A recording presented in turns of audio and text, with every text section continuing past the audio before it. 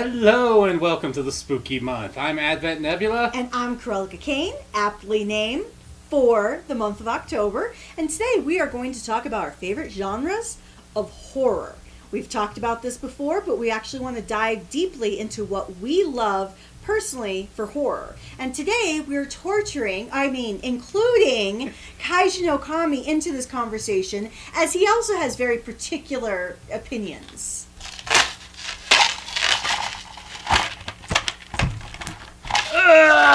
Come on, you stupid chain! When you're married as long as these two, it's a ball and chain. Are you quite done? Alright, I am done. Let me just set my chain down. Alright. Yes, I'm here to talk about, what am I talking about? Horror, your favorite genre of horror. Who's a whore? Horror! Oh. Horror. Yes, you are a pretty bad horror. Like I said, ball and chain. So yes, Who's the ball and chain, though? I don't know at this point. Yeah. I'm the prisoner. Help me. Get me off this thing! No, you're staying. Yes. And you're going to be staying for the next episode too. I know. We have captured him and convinced him that he's participating. That's it, I'm out of here. No, you're not going anywhere. Shit, the doors are locked. Yep. All right, moving on. Fine, I'm done. I'm here. Oh, I love you.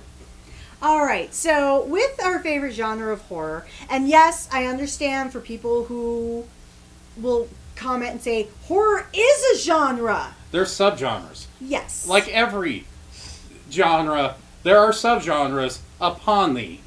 Yes. And we have some very particular tastes, and we're basically just going to go over our top two favorites for this. Yes, because truthfully, if you really go into the full spectrum of horror, you could almost count like 50 or more subgenres, and you can even have subgenres of subgenres, because there's so much diversity in horror. Yes, I sound very passionate about it, but I'm one of those individuals, similar to Advent, who will watch horror movies year-round, not just for Halloween month. Do you think it's because I'm born in October why I enjoy horror so much? What does that say about me? Technically, my birthday is the English day for Vampire Day. Hey, I like horror too, and I watch it all year round as well. Yes, but not to the same degree that we do. Yeah. That's because I like to watch good movies. Oh, wow. Really? So you're saying all the horror that we watch that you don't participate in are bad? Possibly. Possibly. I mean, you did make me watch Saturday the 13th. Saturday the 14th. Saturday the 14th. And that's an incredible earlier movie. This year. That is a fantastic horror movie. Let's see. And you made me watch The Turning. Oh, that was not by my And- choice. That was a 2020 movie. We had to watch it for our stupid-ass list. And The Grudge. Okay, let's That was not go also in. a 2020 movie. We had to watch it for the list. Do not put that on my shoulders. Yes, but we made him watch Carnival of Souls, which we both enjoy. Yes. Well, I didn't hate it. I saw from a significant standpoint historically why it's good. I just don't think it was... the low budget really did affect my enjoyment of that one because of the... Not really the poor visual quality, but the sound quality. Well, that's why it's there. Yeah. But nevertheless, horror is one of those The genres. Lodge. Once again, horror is one of those genres that Fantasy Island. you enjoy, good or bad, because there's something that's just funny about it. Saturday the 14th, is it the pinnacle of horror creation? No. Is it a funny-ass horror movie that is tongue-in-cheek about all of the tropes that have happened in horror movies at that particular time? Oh, God, yes. That's all it is. It was funny. It wasn't bad. Like, it was a so bad it's good type movie. But I'm just saying it because you were so like, oh, you have got to watch this. And I still am a believer of everyone needs to watch Saturday the 14th. It's kind of like with me, with one of my favorites, Santa Slays. Oh my God, Santa Slays is fantastic. But let's start off with you, Advent. Since it is your birthday month, you legitimately have a reason to to go on and on about horror. So, what are your... Who's a whore? Okay. Horror. Now, for me, it's, and you've seen this, Kaiju's seen this. I kind of have a similar taste of both you in the respect of the two, but at the same time, I latch on, as we were talking about subgenre into the subgenres, because I love creature feature, and I love the psychological tormenting of the mind break type of horror movies. Now, one thing we should highlight for creature feature is that this is different than Godzilla or giant monster movie creature feature. Creature feature is... The types I enjoy are more of the science fiction style creature feature horror, where The it's Thing? animals. Yes, The Thing would be in that respect. And also, Slither is another great example of this. Species is a great example. Species is another one. These are the types of creature features I enjoy. I like going into these because either they're going to be very good, or I know I'm walking into a camp fest that I'm just going to enjoy. Like the Eight-Legged Freaks being one of my favorite horror comedies that you can enjoy. Oh, God. Eight-Legged Freaks. Arquette is fantastic in He that. sells the movie. Oh, David Arquette, he is camping it up every single scene. And one of my favorite, which will make you cringe if you ever watch it, is a 1984 horror movie called The Swarm. It's about yes. cockroaches that decide to eat people. Yeah, no. And then Mimic. Guillermo del Toro. Probably one of his, and I think this was his first American horror Guillermo movie. del Toro. Yeah. He's looking at you funny. But no, Mimic is a great movie. I like creature feature movies because I also like Tremors. Tremors is one of the best horror comedies ever created. Oh, absolutely. The entire series, good and bad, is hilarious. So would you consider a werewolf movie's creature feature? Yes. Yeah, they will fall in the supernatural or the creature feature depending on what the take on the tale is. Yes, that's exactly it. Because there's two subgenres of creature feature. And this is the hard thing to define sometimes because you have creature feature of giant proportions, which are like King Kong, Godzilla. You have the Attack of the 50-Foot Woman. Them. Them. Yeah, yep. There's so many giant monster movies. And then you have creature feature that is closer to the sci-fi level, like you talked about with The Thing and Species and Critters. Because another one that I think of that Frankenstein's a perfect example of Frankenstein that. is kind of the originator of Creature from the Black movie. Lagoon. Creature of the Black Lagoon. You also have The original Mummy film The would Fly actually fall series. into this as well. And then, for my other side, the psychological, where Cronenberg, being both body horror, Oh, yes. but he goes into psychological with a lot of his stuff as well. Cronenberg's what got me started on the kick of all the psychological stuff with Videodrome and scanners. Well, speaking of Cronenberg, we were watching the new Are You Afraid of the Dark? And the kid who's from It, he had different t-shirts each day for horror movies. The one that he wore that I loved, that I called out, was Cronenberg for President. Yeah. And I'm like, Scanners, Videodrome, The Fly. See, I don't know. I don't really like Cronenberg. Cronenberg's an acquired taste. It's kind of like Carpenter in a way. I find Cronenberg's movies to be more boring than... Because I think the problem is he goes more for just straight up shock value rather he's than... body horror. He's body horror. He's a combination of body and psychological. You look at it as more of the body portion of horror versus the psychological. Yep, where I look at it more on that.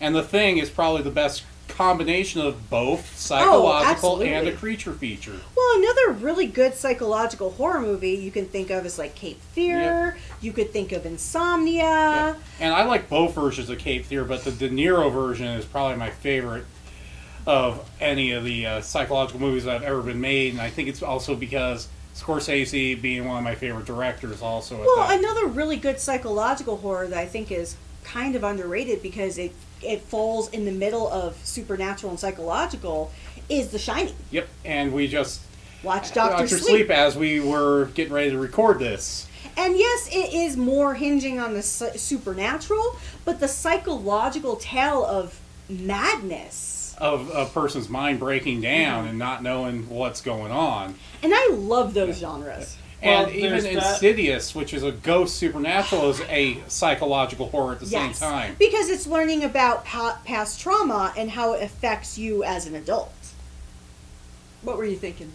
Well, the ultimate psychological horror film, Psycho. Yes. Yes, that is a perfect example. Of Hitchcock psychological. nails psychological whenever he does a horror movie. Vertigo, in my mind, Vertigo is that psychological horror as well. And yes, it could be considered a psychological thriller, which thrillers are a little bit different in the way of horror. But They both cross the same. Yeah. If you built a Venn diagram, they would be the thriller and horror would be the one that would have their circles. Yeah, they'd overlap Yes. on each other. Oh, they'd have to. They would have to overlap. Technically, every genre overlaps with every genre. Even technically, the original Halloween Is a psychological horror movie. a psychological Yeah. aspect. John Carpenter is one of those directors that nails Well, psychological. even the new one, the newest one, because of how Laurie is psychologically messed up from everything. And John Carpenter's taking view in space is basically a psychological horror movie in space, which I is drawing blank on my head right now. which one? John Carpenter's first film. Oh, Gods of Mars? No, Dark Star. Dark Dark Star, Star, yes. Well, another psychological horror for me that's in space is Event Horizon. Yep. Because, yes, it's that kind of creature-ish feature. It's creature feature, it's psychological, Supernatural. and Yeah. supernatural all in one.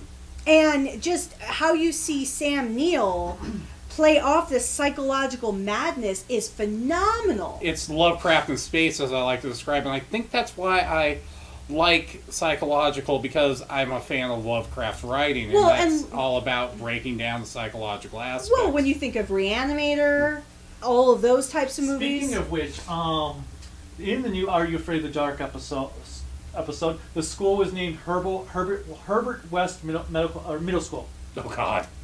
Yeah, and I'm like, wait, Herbert West, I knew that name. He's like Reanimator. I was like, oh yeah. And the main girl actually has the H.P. Lovecraft collection. Nice little nods to all the horror fans with this. And H.P. Lovecraft, now, he's interesting. I don't want to go too far off, but he's a great example of also psychological creature feature of small monsters and creature features of large monsters. Because I think of In the Mouth of Madness, Which is his most famous story. which is, No, that's Carpenter. that's the Carpenter movie based on It's Lovecraft. based on Lovecraft, but it takes so many of those tones because it's a Lovecraftian monster. And Cthulhu's so famous as a monster. Hmm. And then you have Dagon. Dagon, And then the Void. Yarkla, And then or something like that. the Void is probably one of the best examples of creature feature, Lovecraft, and psychological put together. Color in Outer Space Yep. is also Yep. psychological creature. And Yes. The Void, I highly recommend if you haven't seen it. And if you don't know the story on The Void, crowdfunded with $60,000, all practical effects. The acting's a little shaky because they were all the actors, the Kickstarter people that put this together were behind, but for special effects done with practical effects, just in 2017, it holds up very well. Another psychological horror I actually recommend anyone watch, because I still love it, is The Cell with Jennifer Lopez. Yes. That is an incredible psychological horror and movie. it's visually amazing. Yeah. It's visually and It looks like a Marilyn Manson video. Yeah, it it was does. around the same time of Marilyn Manson's heyday. But even if you're not a huge fan of J-Lo, this was in her heyday of acting. And this was a movie of diving into a serial killer's brain. Yes. Did you know that the dead body at the beginning of the movie he pulls out of the water is the lady that played Kat in Power Rangers? Really? Yep. No shit. Yep.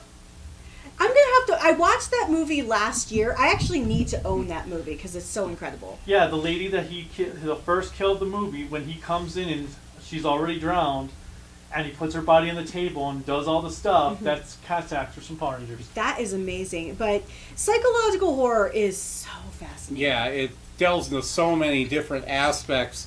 It's probably the biggest overlay of horror that you can have. The only Yes. problem I have sometimes, because, I mean, okay, it's not my term, but psychological is my top favorite horror genre as well. The only problem I do have psychological is sometimes they think because it's psychological, they can go way overboard with their psychological And aspects, that- like what last year The Lighthouse did.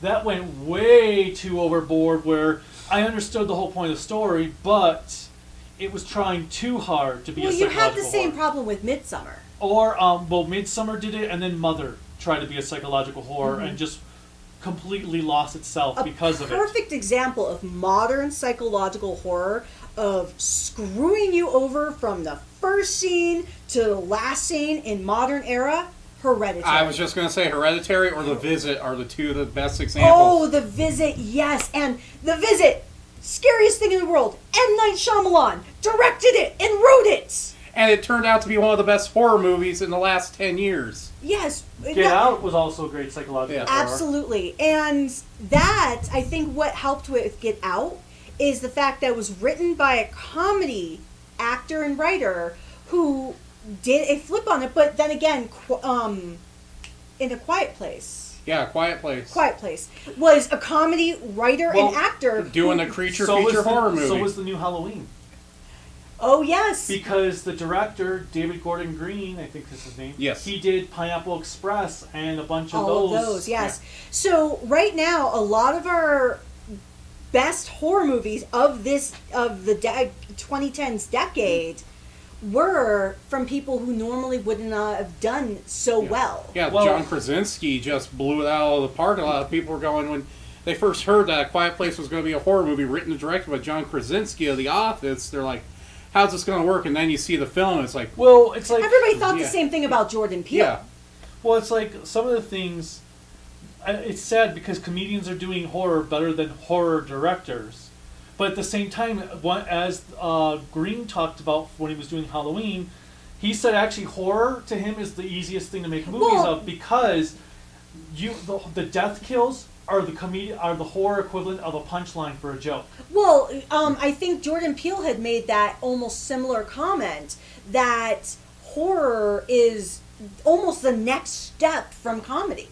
Because he said, just like where you have to build up a joke, you have to build up the tension, and then boom, that's when the death The death is scare the comes in, punchline. or the death scene occurs. Absolutely. So, Cruellica, why don't you tell us your top two? So my top two, one, I love all genres of horror. But if I had to gravitate towards two, and I actually looking at my birthday list, because I had to write one up for Kaiju to share with everyone, like, yeah, this is a perfect example of my preferences. My two favorite horror genres are slasher and supernatural. Sometimes they coexist, such as Nightmare on Elm Street. Sometimes they're very far apart. But I think the reason why I like slasher is while psychological is phenomenal and there's so much thought, there's so much intuitiveness to it, sometimes with slasher, you just want to go in and enjoy the body count. Yeah, you're just going in there, it's like, okay, I can watch these horrible people just get knocked off one by one. Exactly. Like when we're watching, you may have a different feeling of slasher, and that's absolutely fine, Kaiju, but that's my thought of slasher. Like, another great example for slasher for me is the VHS series. Yep. Ugh. And yes, the VHS series has... That's done by the guy who did Death Note. No, thank you. It- No, thank you. Nope. Nope. Nope. I agree with you on Death Note, but the VHS series... Especially the second one. Oh, the second one, VHS 2 and VHS Viral. The first one is okay. The second first one's best segment is the girl that's demonically possessed in the house getting killed by the cult. Yes. Then when you get to VHS Viral and the second one, those are phenomenal. And they take on, because they're not just American slasher, American horror. You have Mexican elements, you have Japanese elements, you have Korean, you have all these. Because you have the single director in those films, but he had his friends direct the segments. Absolutely. And so VHS is a great example.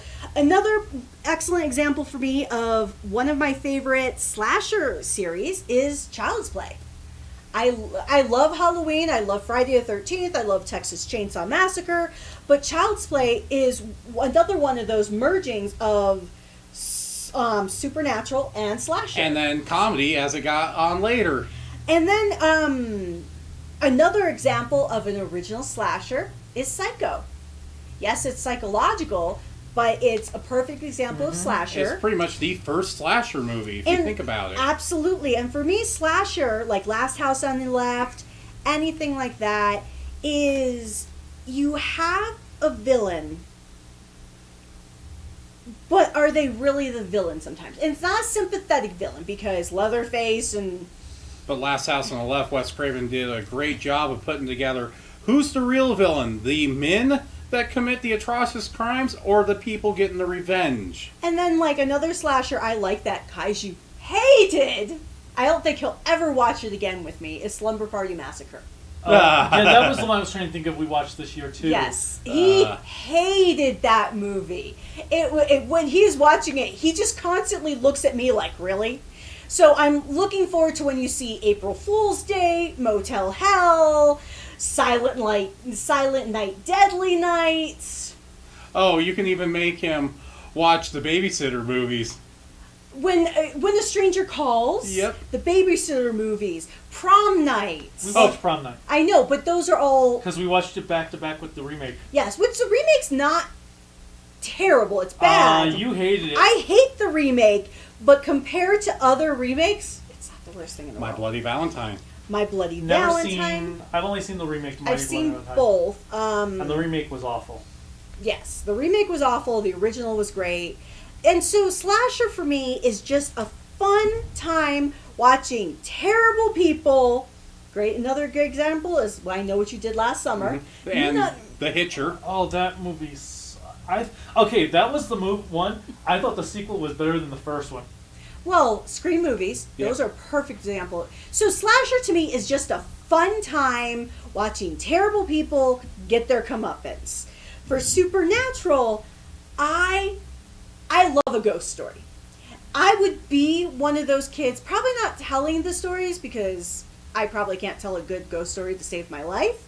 But I would love to be like from that Midnight Society of Are You Afraid of the Dark? Just listening to people tell ghost stories. That was my favorite thing as a kid camping. So watching horror movies of just ghost stories or supernatural-esque stories. Like Wishmaster. Wishmaster, Pumpkinhead. Another supernatural for me is the Autopsy of Jane Doe. The Exorcist. Any of those movies, or Poltergeist. I love all three of the Poltergeist movies. It's too bad the Conjuring series has been an up and down roller coaster, terrible to good. But the two Conjuring movies, Lights Out is a great supernatural creature feature movie. There's so many supernatural movies, and for me, supernatural takes such a wide spectrum because I also include, even though it's kind of creature features, I also include zombie movies in supernatural. Because with creature feature, there's some type of element of reality, even if it's like scientific. Zombies, in my personal opinion, unless they're viral related, they're usually like 28 Days Later. Usually they're more supernatural-esque or come from some otherworldly type experience. But I just, like, I'm trying to think of some other... The only supernatural movies I don't like really are the found footage ones. I want to sit on the channel. Actually, it's funny that we're talking about The Exorcist, because... go to hell. No, I wanted to read this little bit here. This is from my horror book, which I don't know how you can say you're a bigger horror fan than me when I have a book published in 1974 on all the horror that came out at that time. Do you have one of those? No. Look, you can tell it's old because the dust jacket is all torn to pieces, too. Yeah, but you are a fan of the classic horror. But, yes. But, okay, let me read these few little bits on what they're talking about for The Exorcist. I love The Exorcist, by the way, so ignore him. Okay. Ghost stories have now been rendered outdated by the far nastier and unhealthier concentration on films of possession. Even standard pseudo-Hitchcock thrillers such as Don't Look Now have taken on this metaphysical quality, and they are often the poorer for it. Don't Look Now is certainly a fascinating pictorial exercise, and it would be unfair to criticize it for not having the light touch of Hitchcock. After all, it is not that kind of film, but it is so doom-laden from the very beginning that one automatically senses the ultimate solution, even if one is unaware of the route that must be followed to get there. Wow, that has not held up. Hold on. Just wait. Oh, this is going to get even better. All of its surprises are predictable in the area of straightforward possession. However, the films of the past decade have had a distressing tendency to be increasingly unpleasant and unhealthy and, worst of all, unentertaining. The Other certainly has its merits, not least in that the more the audience was prepared to work with it, the more frightening it became in its implications. On the other hand, the possession of Joel Delaney was so nauseating and downbeat, its climax so pointlessly revolting, that it is not worth the effort of working with it. As this book goes to press in the summer of 1974, we are very fortuitously confronted by a film which not only brings the horror full circle, but it is also being touted as the most horrifying film ever made. The film is, of course, William Friedkin's The Exorcist, which, in addition to other claims being made for it, will quite certainly go on to become the biggest box office grosser of any horror film. The lines right around the block and beyond at 4 New York theaters, day in and day out in the most inclement of weather, guarantees it a gross which may ultimately put it among the top 10 moneymakers of all time, since its villains are devils, or the devil, if you wish. It returns the horror film to its beginnings when in the earliest Milius trick films, well before monsters, vampires, and straightforward murderers, it was demons and devils and Satan himself that were selected as the most elemental of villains, guaranteed to scare and shock movie audiences. Audiences for The Exorcist, dealing with the possession of a young girl by the devil, have been warned that it is repellent and sickening, and yet are lining up masochistically to have it proven to them. There have been reports, many of them quite authentic, of mass audience walkouts, of vomiting and fainting in the theater, and of audiences screaming virtually on cue at every performance. There have been reports of many of the walkouts stealing themselves to return at a later date to sit through it. The film certainly has its moments. The special effects, those wisely limited and often obvious in design, are sometimes terrifying. Color is used creatively as is sound. Sound, in fact, is a major contribution to the film's success. What? Are you going to read the entire page? Yes! Oh my God! Because, just listen. It's actually interesting to hear this guy's thoughts on The Exorcist and what it leads to. Now, where was I? Oh, sound, in fact, is a major... What? Go on. Keep going. I thought this would be something interesting for the listeners. It is. Color is used creativity as is sound. Sound, in fact, is a major contribution to film success, since virtually all of the horror comes in the form of dialogue from the devil, well handled and spoken by Mercedes McCambridge, whose brilliant vocal acting actually saves the inept performance of the child star who is supposedly speaking. But again, The Exorcist does take the easy way out. It's not hard to manipulate an audience that you've reduced to jelly by suddenly and without warning giving them close-up clinical details of a spinal tap operation with blood surging into the camera, or again, creating with trickery but conviction the spectacle of the child vomiting green bile. It would have been much harder to manipulate the audience had the film been made in black and white and without its special effects. Not that a filmmaker shouldn't use all the tools at his command, but very often those tools are merely a substitute for talent. There's no denying that The Exorcist does work with its audience, yet withal it's a cheap and shoddy picture, often amazingly crude in its ability to even link scenes smoothly and totally devoid of the professionalism that marked the earlier, if more conventional essay in Possession, The Lady and the Monster. With all its fire and fury, The Exorcist still manages to make one fear devils less than Carl Dreyer's Vampire made one fear vampires. It is perhaps symptom of unhealthy times that audiences flock to The Exorcist, wanting to be scared, intending to scream, coming away haunted and sickened by it, yet somehow proud of having forced themselves to endure it. As a footnote, one might add that the face on display and the lines outside the theater were often as scary as anything on the screen inside. The Exorcist proceeded into release a new German thriller entitled Autopsy, in which needless to say, a detailed autopsy on a real body is performed in close-up and in color. If this is to be the new trend in horror films, we may be in for grim times indeed. Fortunately, it takes time and perspective for any film to be elevated to its classic status. Decisions as to whether The Exorcist and Autopsy are classics of the horror film can thus fortunately be shelved for sterner times and stronger stomachs. And yet both those are considered classic horror films nowadays. Yes, I agree. And the fact, though, that he says, "Oh, I hope this isn't going to be the future of horror films." I would love to see his reaction to the modern day Saw franchise. He sounds like the hipster of the 70s. Yes. But no, he raises a good point when it comes to supernatural horror is when you had the more classic supernatural horror like Time of Vincent Price, or even when you go as far back as like the Phantom of the Opera and things like that. Yes, supernatural horror is so night and day different. Well, it was built more on tricking of the mind and suspense, whereas later on it became more about how much gore you can throw at the audience. But that's not necessarily true. And I think that's the biggest conflict I have. Because let me explain supernatural horror. You have supernatural of many degrees.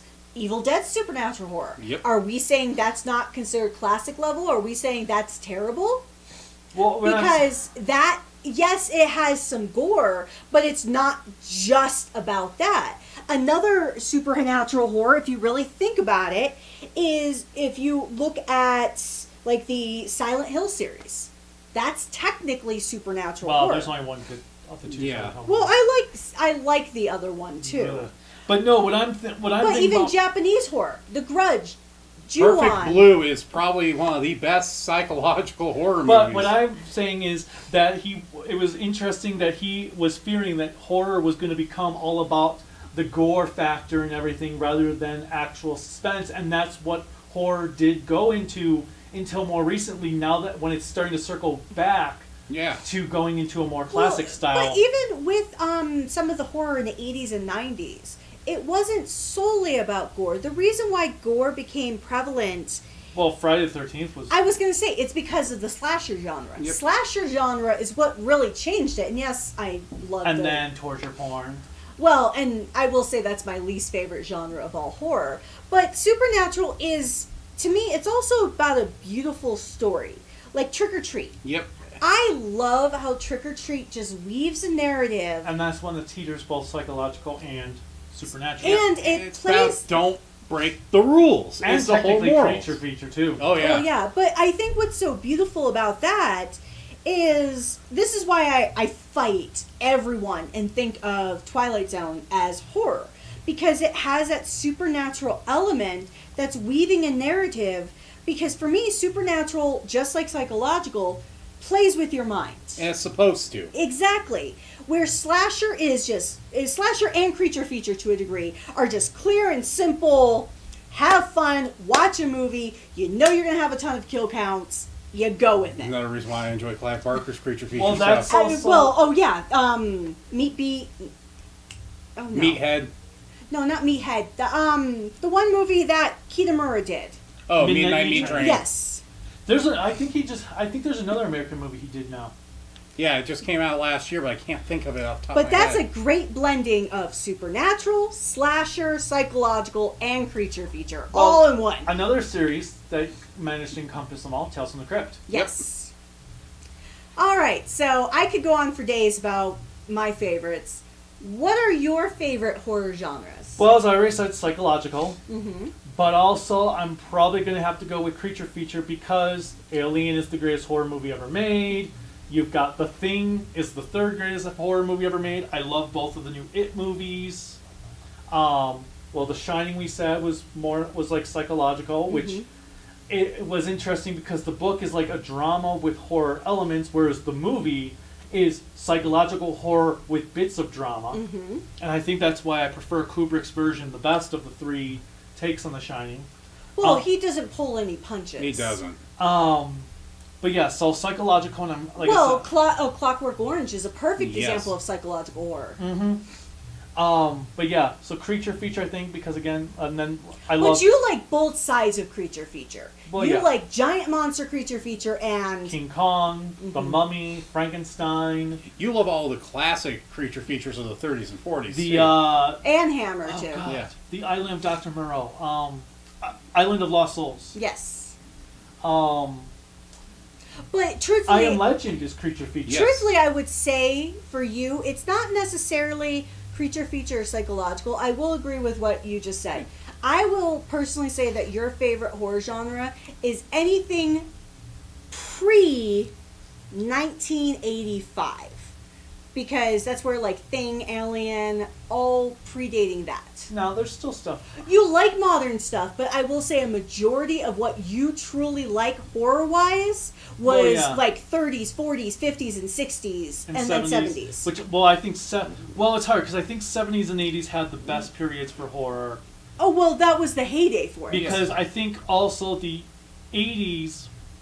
Even though there's a lot of crap, it was like the experimentation era for horror. Well, you can honestly say the mid to late 2000s was the revival of experimentation. It was a failure for some of it, but it was still... think I'd say mid-90s, after Scream, horror became more just teenage soap operas with horror elements, and it didn't actually really change that until... 6 years ago? Here's something funny. If you want to actually thank one particular person for the consistent change of horror, thank Wes Craven. Last House on the Left helped with the slasher craze. Freddy Krueger helped with the supernatural slasher craze. And then Scream helped with the younger audiences. When it all went into that teenage... And now with Wes Craven's passing, it's like Jordan Peele is kind of taking up the mantle of where Wes Craven left off. I don't know if I can say that much yet. He's a brilliant director, but he's still... I don't think he has... Even though Get Out is amazing and Us was really good, I don't think he's done anything... Because a lot of the people were saying, oh, he's the new Hitchcock. And I don't think he's proven himself yet to be the next Hitchcock. Well, if you think about with Hitchcock, one of my favorites of his movies is his silent film, The Lodger. Yeah, but I think, I actually think, based on, if I said someone who has possibility of being a modern Hitchcock, it would be the guy that did The Gift. Oh my God, that was such an incredible movie. Edgerton or something like that, I think his name was. I think so. I forgot about that movie. I need to watch it again. Because The Gift was really well done. Because that actually felt like a Hitchcock movie in modern day. My favorite modern day slasher / supernatural movie, Happy Death Day. Yes. That series. Too bad the second one flopped. No, the third one's still happening. It is still happening? Yes, thank God. Oh, good. But so we all have different genres, even if they're similar to each other. We all love particular things about horror, and that's one of the greatest things I have to say about this particular genre, is when you talk about a different genre, it's almost unanimous a lot of times where people go with it. Like, if you say action, most people go to the modern look of the Marvel Cinematic Universe. Where I think more of the 80s action stars. Well, absolutely. See, I would rather go with the Cinematic Universe, because that had substance put in with its style. The 80s action movies were all style, no substance. Outside of a few specifics like Predator and Terminator. But those, again, teeter on horror. Yep. Yes, and I think that's why a lot of people go to the modern movies for action. When you go for romance, it's usually the rom-coms. So a lot of times, other genres, as a fault, have a definitive area, whereas horror, everyone has a different favorite movie. Well, exactly, and it's like... And then my second favorite movie genre that's not horror being exploitation films, which you really don't get anymore. No, if I had to say my second favorite genre outside of horror is actually black comedies. Like anything, in my opinion, anything Mel Brooks does is a black comedy. Or stuff like Blackadder. Mel Brooks, anything with Rowan Atkinson, because he's Blackadder. Well, my favorite action movie is technically an action horror, Aliens. Yeah. Mm-hmm. Well, and so it's amazing because that's why I personally love horror, is because I have not met two people who say definitively their favorite movie is the same movie. I have never met two people who do it. If they don't think Aliens is the greatest horror movie ever, they're wrong. Because my favorite horror movie to this day still is Friday the 13th, or not Friday the 13th, Nightmare on Elm Street. I was going to say, like, really? Nightmare on Elm Street. The Thing. An Alien. Yeah, so we just proved, and we also proved, if this makes you laugh, for our favorite genres and favorite subgenres, we actually chose the movies that fit the subgenres we chose. Yeah. I chose slasher and supernatural, Nightmare on Elm Street, Psychological and creature feature. and psychological and creature feature. So once again, we're proving. Well, what Why would we your love what that. would your second favorite horror movie be? I would say my second favorite horror movie would probably be the Scream series. And we did a podcast on us last year where Alien was my number 2. Mm-hmm. Halloween. Halloween's my number 2. Because if I had to choose another number 2, it would be Poltergeist. Because I thrive. And so it's not a bad thing, and I think this is the perfect month to talk about what are your favorite types of horror movie, if you like horror movies. And it could be funny comedy horror movies, like Paranorman. That is an incredibly funny movie. Then you have Coraline. So it doesn't have to be the traditional live action horror, because we actually are going to segue into our next podcast, which is going to be horror in the terms of Anime. So this is a great chance to show all of our favorite animated versions of gore, psychological, slasher, creature feature, what have you. We will have it for you next and soon. And once again, Kaiji Okami is going to be stuck with us. Yeah, you're not getting out of this one until we start our third podcast. Nope, you're staying. And even with the third podcast, you may end up staying. Yeah. Get me out of here! Get me out of here! You live here. Unfortunately, you're not going to be able to go anywhere because you can't drive.